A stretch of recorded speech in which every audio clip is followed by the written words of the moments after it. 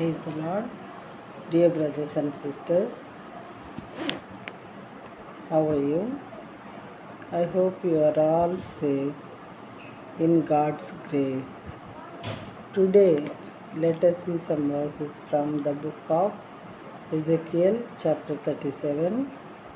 Please listen carefully because God's mighty power we can see from today's verses. Ezekiel chapter 37 verse 1. The hand of the Lord was upon me, and he brought me out of the spirit of the Lord, and set me in the middle of a valley. It was full of bones.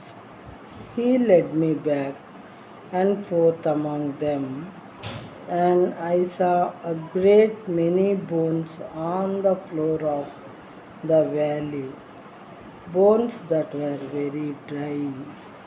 In Telugu, యెహోవా హస్తము నా మీదికి వచ్చెను, నేను ఆత్మవశుడనై ఉండగా యెహోవా నన్ను తోడుకొని పోయి ఎముకలతో నిండి ఒక లోయలో నన్ను దింపెను. ఆయన వాటి మధ్య నన్ను ఇటు అటు నడిపించుచుండగా ఎముకల అనేకములు ఆ లోయలో కనబడెను. అవి కేవలము ఎండిపోయినవి.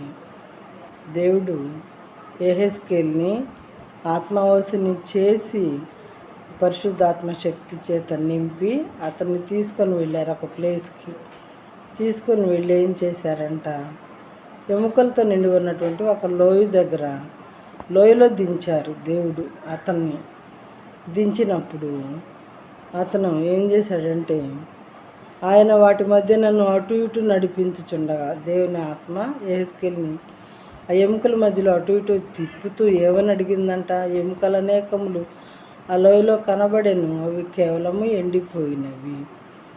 ఇప్పుడేమీ అడగలేదు, కానీ వాటిని చూస్తే ఎప్పుడో చనిపోయినటువంటి మనుషులే ఎముకలు పూర్తిగా